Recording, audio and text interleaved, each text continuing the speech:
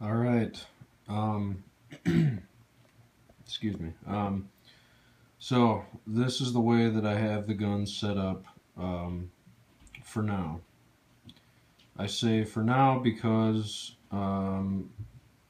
it's there's so many aftermarket parts available for these things that I'm fairly sure I'll end up getting at least a couple of more, a couple more things eventually. But at the moment, this is how I have it set up, and it seems to be pretty freaking great. So, overview quickly. That is the Lone Wolf trigger. Let's see. So that's from the ejection port side, the right-hand side of the gun. Now I'll flip it. On the other side it looks a little cleaner because there's no seam, and then you can only see the end of the screw over there. I really like that trigger a lot. It is a huge improvement over the stock one for two reasons. Three reasons.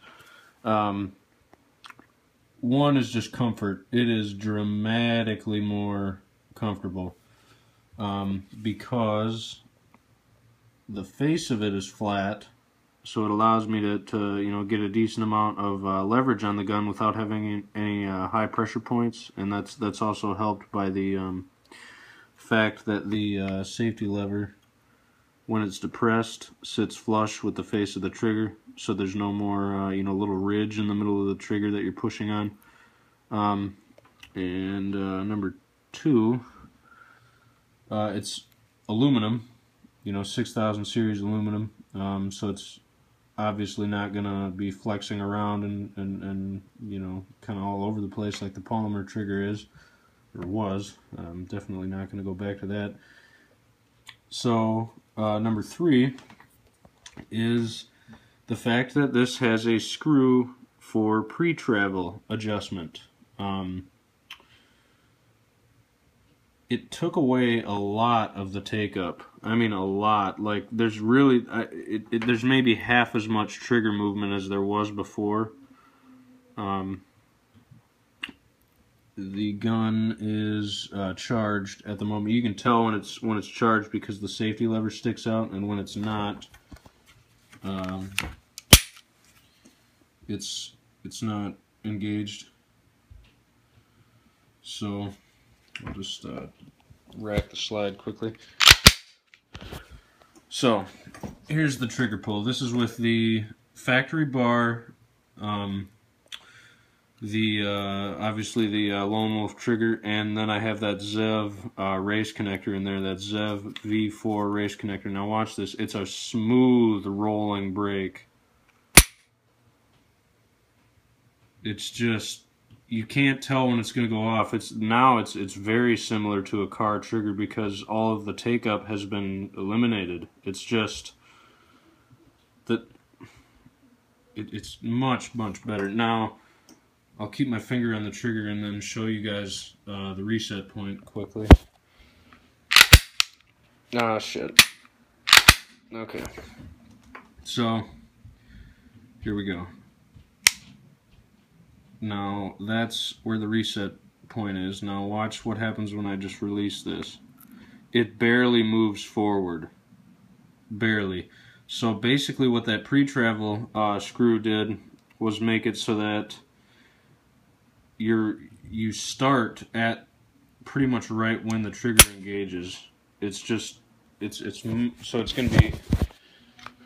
gonna be faster to pull the trigger, but it's still a pretty heavy pull because of that New York 1 trigger spring that I put in here.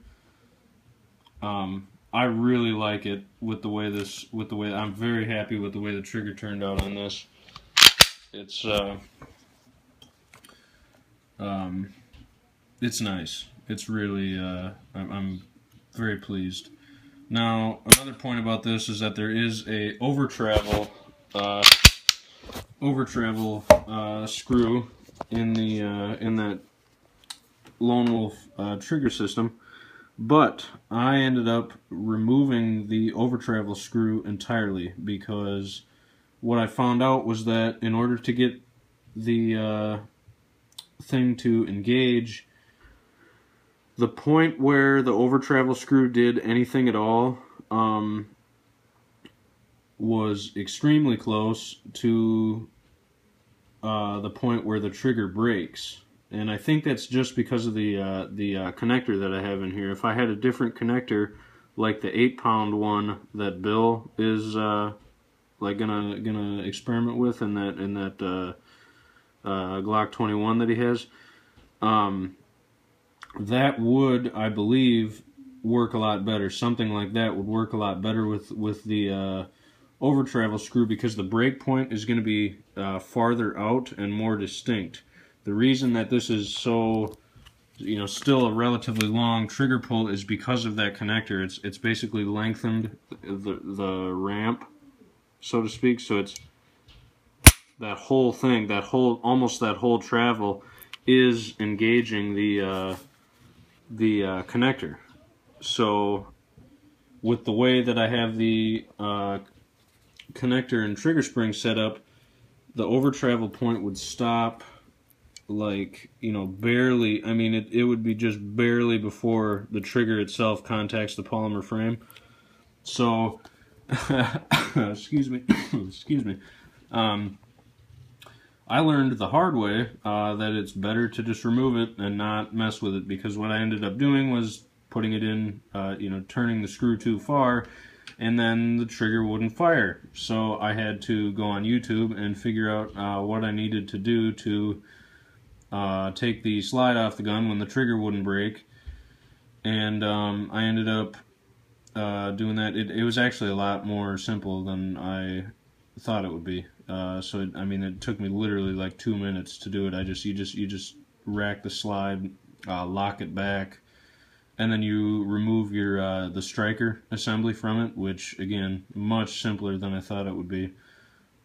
So really not a big deal, but it was a little bit annoying. So after that, I just took it out. So I put that screw in a bag with the 2 Allen wrenches that the new trigger came with, and also the old OEM trigger shoe, which, I mean, for what that's worth, I should probably just throw the shoe away, but regardless.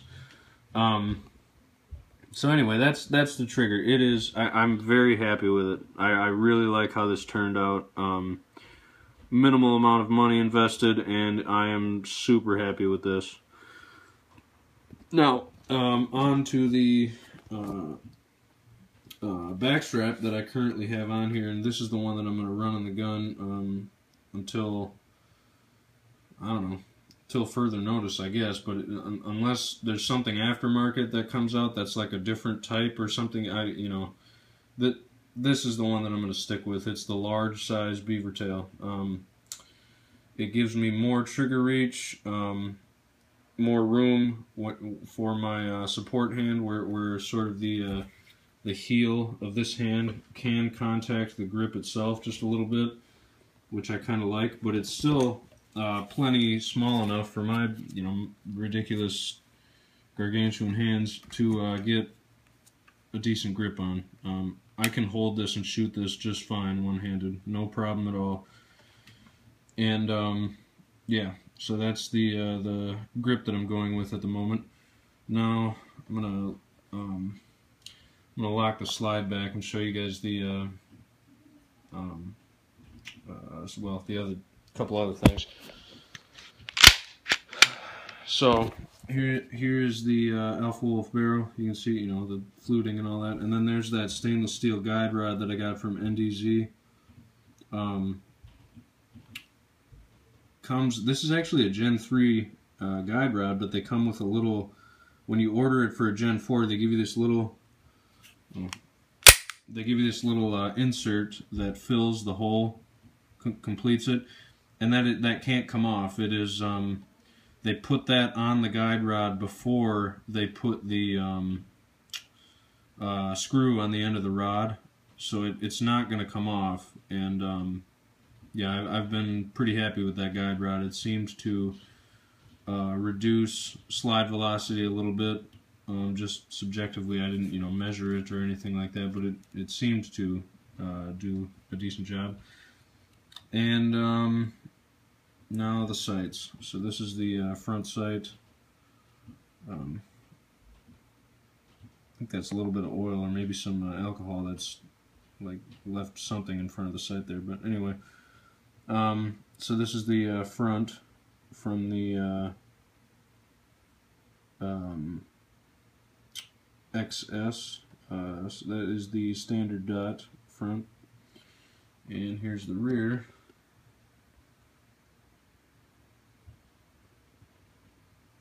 This is just a white bar, which seems decent to me.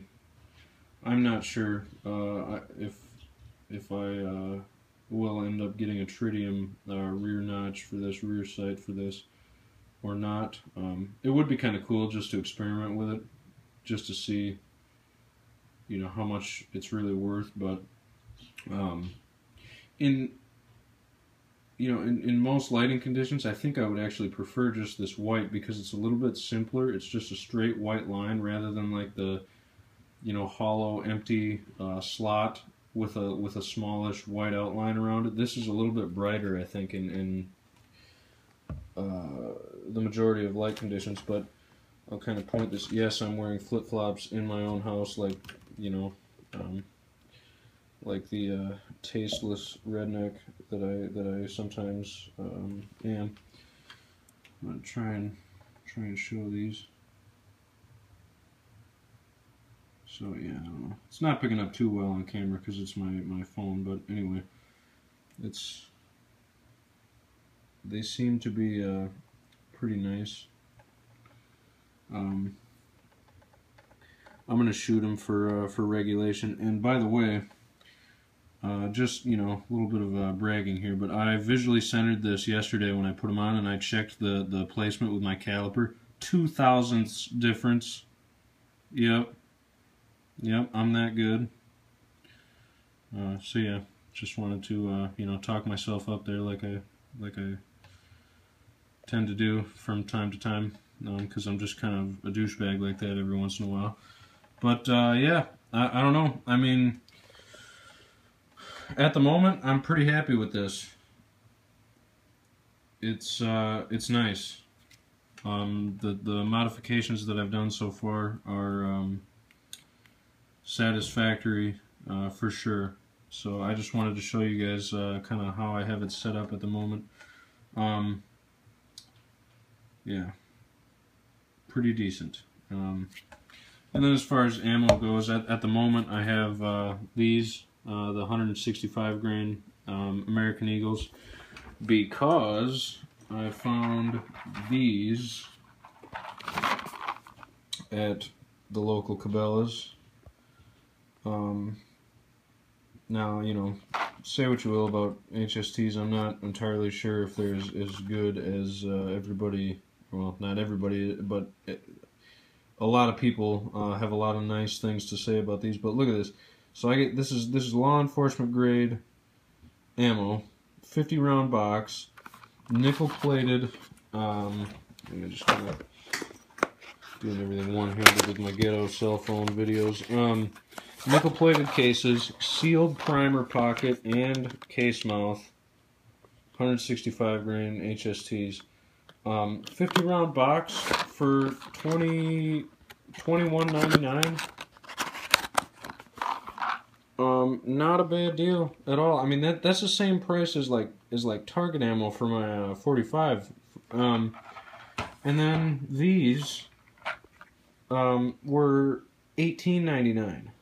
So it's for like $3 more. You get sealed primer pockets and what purports to be a pretty decent hollow point, along with nickel plated cases. So it's a pretty good deal on that HST. I'm quite happy to find relatively cheap but high quality defensive or you know, possibly hunting, I guess, too, ammunition. I might try using these on a deer just to kind of see what happens, but it's going to have to be very close to me.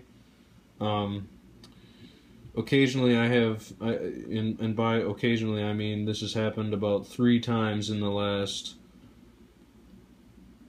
I think, you know, 10 years now of hunting, where I've had deer walk within, you know, 10 yards of my blind. I'm not kidding, like where I'm, you know, frozen because I don't want to scare them, but I mean they get very close to me sometimes.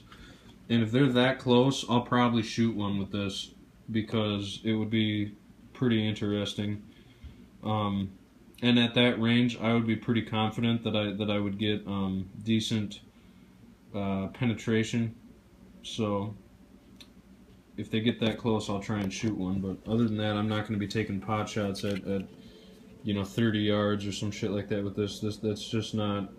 I don't trust the velocity is, you know, it's that's one of the things about 357 that was so nice, is you could get high sectional density bullets at, you know, 1400 feet per second, so that it extends the effective range quite a bit, where I wouldn't be shy at all about taking a 30-yard shot at a deer. But with this moving at about 11 or 1200,